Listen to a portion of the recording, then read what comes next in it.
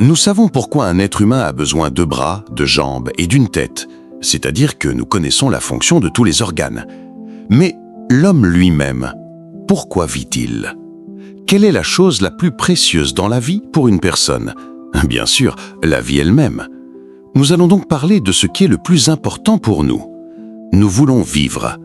Mais dites-moi, dans quel but? Telle est l'énigme.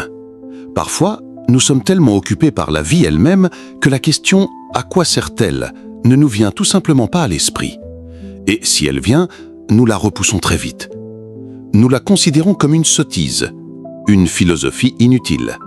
Vie, c'est tout. Ne pense pas. Ce sujet est devenu presque interdit, un tabou. Il irrite certains, effraie d'autres. Laissez-moi vous raconter une histoire intéressante. J'ai rencontré un jour un jeune Israélien nommé Ronnie. Il avait suivi le parcours israélien typique, l'armée, les troupes élites, puis un voyage d'1 an autour du monde. Finalement, il s'est retrouvé à New York. Un jour, il est entré dans un bar. Il est assis là, à boire une bière. Et le barman, soit par ennui, soit pour faire étalage de son érudition, lui dit « Tu sais, les Chinois étaient des gens sages. » Il disait qu'un bateau dans l'océan devait avoir des rames et une ancre. Quoi? Des rames et une ancre. Les as-tu? Les rames, c'est la direction où tu navigues, ton objectif. Et l'encre, c'est ce sur quoi ta vie est fondée, ta vision du monde, ce en quoi tu crois. Ronnie raconta.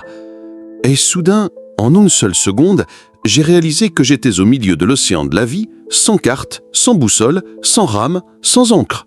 Je flottais de ci et de là comme une feuille d'automne. Là où le vent des désirs de mon corps soufflait, c'est là que je volais. Là où il me rejetait, c'est là que je restais. En ce moment, je suis ici, à boire de la bière. Il a regardé autour de lui et a soudain vu le vide dans les yeux de tous les clients du bar. Ils étaient tous venus pour combler le vide de leur vie avec quelque chose, n'importe quoi.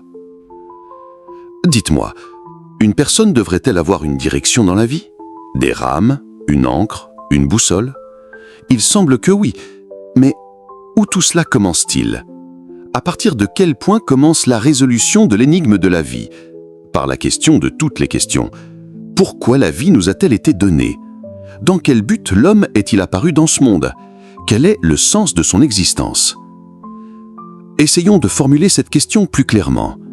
Nous savons que chaque chose dans ce monde a un but final pour lequel elle a été créée.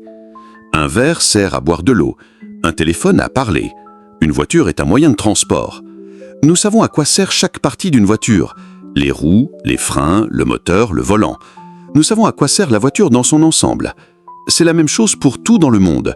Nous connaissons sa finalité, que ce soit dans les œuvres des mains de l'homme ou dans la nature, où tout a son rôle dans un équilibre écologique délicat. Portons maintenant notre attention sur l'homme. Il est composé de nombreux organes et de parties du corps, et nous savons à quoi sert chacun d'eux. Nous savons dans quel but le cœur bat dans sa poitrine, à quoi servent les yeux, les poumons, l'estomac, les bras et les jambes. Mais qu'en est-il de l'homme lui-même? Dans son ensemble, il s'avère que l'homme connaît le sens de tout ce qui existe dans le monde, sauf le sens de sa propre existence.